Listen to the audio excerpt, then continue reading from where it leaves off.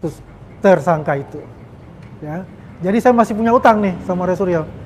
Utang saya adalah utang untuk mentraktir makan malam Roy Suryo sebelum masuk penjara. Mungkin nanti malam akan boleh letak. Ini adalah kemenangan, bukan kemenangan hanya Pak Jokowi, tapi ini adalah kemenangan kebenaran yang hakiki dari seluruh masyarakat Indonesia. Ya coba merenung kembali, kemudian baik-baik sama keluarga, makan yang enak ya, untuk siap-siap nanti bawa koper ke dalam. Itu aja sih. Ya. Khusus untuk Pak Roy Suryo, saya apresiasi ya kepada Roy Suryo dengan tekad dan kemampuan dia, dengan kebenaran dia menurut versi dia itu sampai ke Sydney mencek semua ya, latar belakang Mas Gibran sebagai wapres ya, dengan kondisi dia bagaimana beliau berkuliah di sana. Dan sebetulnya bukan itu intinya adalah jualan bukunya itu. Antara lain 5 tersangka dari klaster pertama yang terdiri atas nama ES, KTR, MRF, RE, dan DHL. Untuk tersangka dari klaster ini dikenakan pasal 310 dan atau pasal 311 dan atau pasal 160 KUHP dan atau pasal 27A junto pasal 45 ayat 4 dan atau pasal 28 ayat 2 junto pasal 45A ayat 2 Undang-Undang ITE. Untuk klaster kedua, ada 3 orang yang akan ditetapkan sebagai tersangka, antara lain atas nama RS, RHS, dan TT.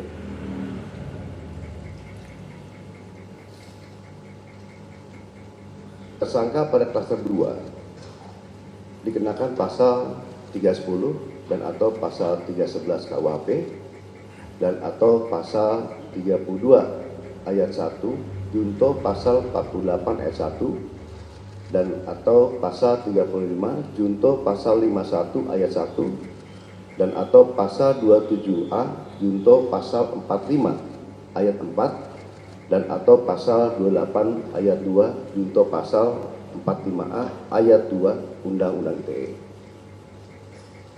Rekan-rekan media yang saya banggakan, dalam prosesnya penyidik telah memeriksa 130 saksi.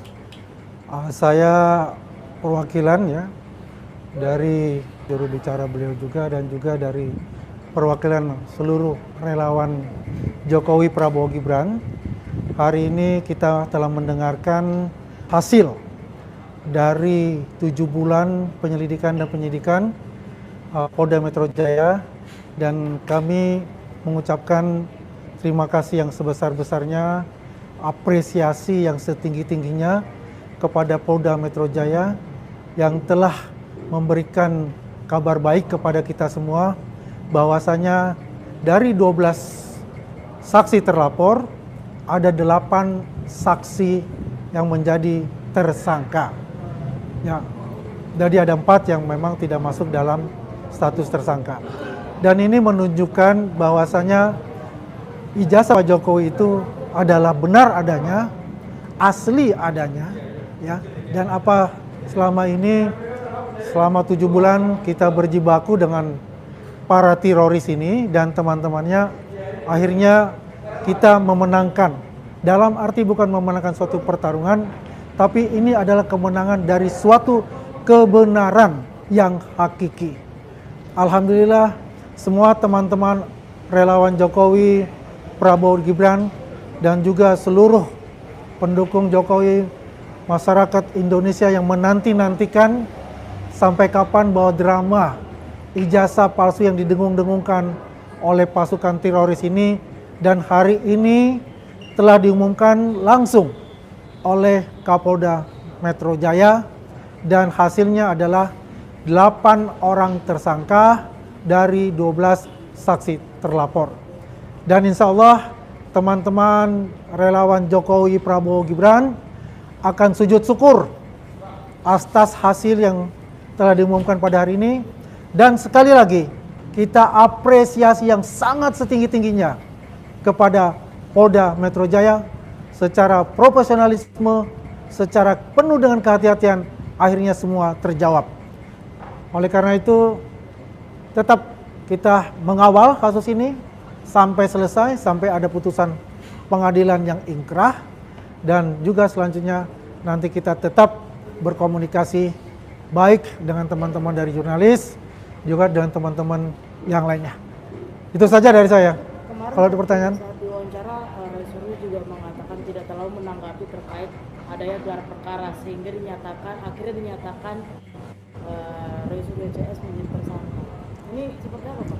Ya, mungkin teman-teman juga tahu ya, sebelum ada ini ada fitnah buat saya ya, Andi Aswan dengan TPPU itu. Ya, jadi besok pun saya akan melaporkan Rismon, kemudian Michael Sinaga dan kemudian Janes Siahaan itu.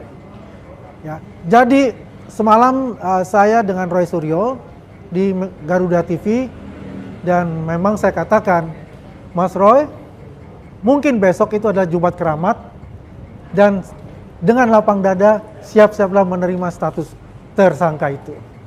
Ya, jadi saya masih punya utang nih sama Roy Suryo. Utang saya adalah utang untuk mentraktir makan malam Roy Suryo sebelum masuk penjara. Mungkin nanti malam akan boleh lihat kamera. Ya. Mungkin nanti malam akan coba makan bareng dengan Roy Suryo untuk terakhir kalinya.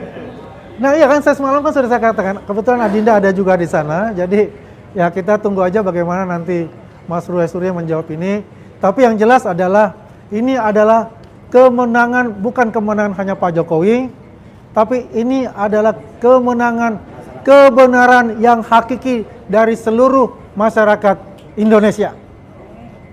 Ya, sekali lagi terima kasih kepada teman-teman jurnalis, teman-teman wartawan, teman-teman YouTuber, teman-teman podcaster yang terus-menerus mengawal permasalahan ini selama 7 bulan sehingga kita mendapatkan hasil yang menggembirakan.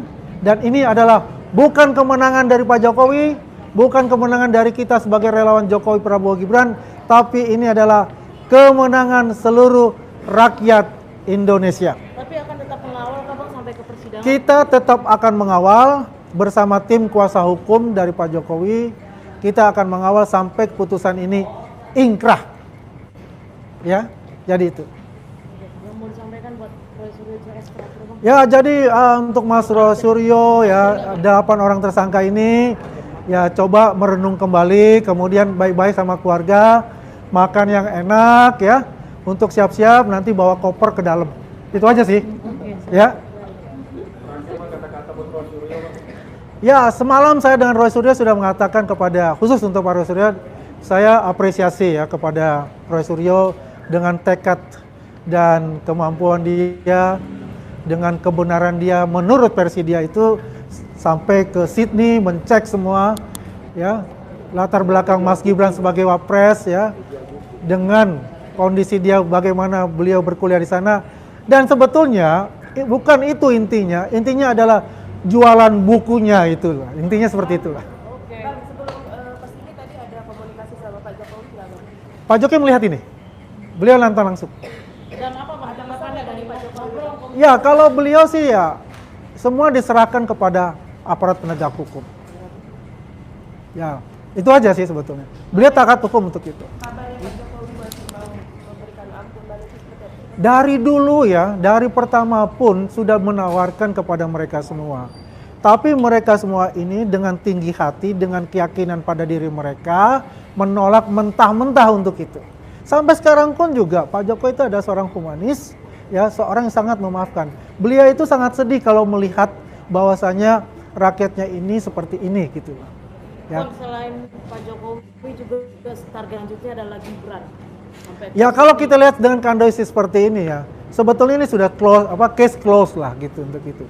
Kalau ini ada pihak-pihak yang mau melakukan itu, ya kita ya siaplah untuk menghadapi itu semua. Karena kita yakin dan kita juga mempunyai bukti-bukti bahwa apa yang dilakukan oleh Mas Gibran dalam proses akademiknya itu jelas adanya dan asli adanya mendapatkan ijazah.